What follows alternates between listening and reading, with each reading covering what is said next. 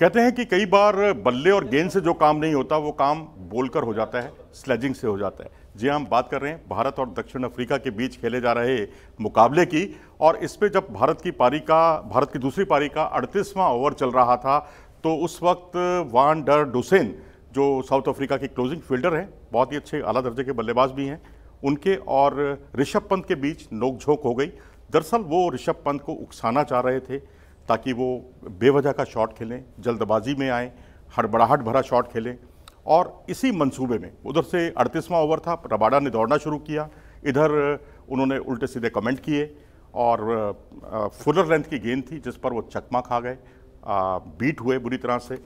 और उसके बाद दूसरी गेंद इसी ओवर की, रबाडा फिर मुड़े, उन्होंने दौड़ना शुरू किया। इस बार उन्होंने फिर फप्तियां कसनी शुरू कर दी ऋषभ पंत पर और इस बार जो है वो जैसे तैसे अपने आप को बचाने में कामयाब हो गए।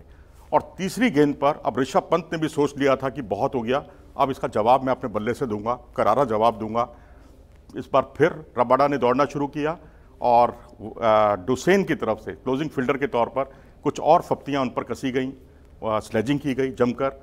और इस बार गेंद चौथे या पांचवें स्टंप की गेंद थी और वो स्टेप आउट करके बड़े अजीबोगरीब तरीके से उसको शॉट खेलने के लिए चले गए और गेंद ने बल्ले का बाहरी किनारा लिया और गेंद गई विकेटकीपर के दस्तानों में। और इस तरह से ऋषभ पंत की पारी का अंत हो गया। अब ऋषभ पंत अगर ये कहकर अपना बचाव करें कि यहाँ डुसेन ने उनको उकसाया, भाई ये तो खेल का हिस्सा है, ऐसा तो अक्सर होता है। और जब भारत की टीम ऑस्ट्रेलिया जाती है या ऑस्ट्रेलिया की टीम भारत आती है तब भी इस तरह की स्लेजिंग खूब होती है। और सुनील गावस्कर ने तो बहुत ही आड़े हाथों लिया है ऋषभ पंत को और ये कहा है कि जब पुजारा आउट हो गए, रहाणे आउट हो गए, तो ऐसे समय में उनको अपनी जिम्मेदारी का परिचय देना चाहिए था। इस तरह का गैर जिम्मेदाराना शॉट खेलने का कोई मतलब नहीं है। और ये अगर वो ये कहते हैं कि ये उनका स्वाभाविक खेल है, उनका नेचुरल गेम है, तो ऐसा कहकर वो अपनी मूर्खता का परिचय दे रहे हैं। ऐसी की बकवास बंद होनी चाहिए। बहुत ही गुस्से में सुनील गावस्कर ने अपनी बात कही है।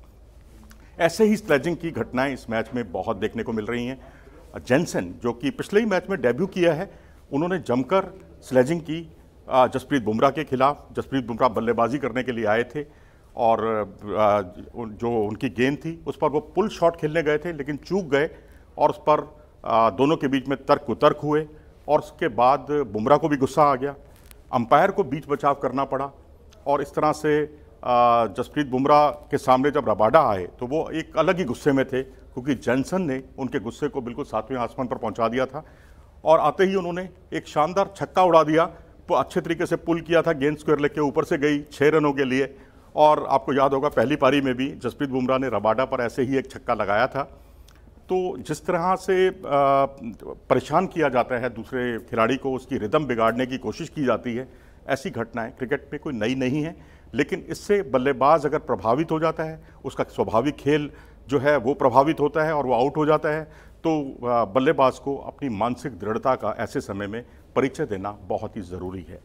आप क्या सोचते हैं इस बारे में? अपनी राय हमें ज़रूर दें कमेंट सेक्शन में जाकर। अगर आपको ये वीडियो पसंद आया हो तो इसे लाइक करें और हमारे चैनल को सब्सक्राइब भी करें। नमस्कार।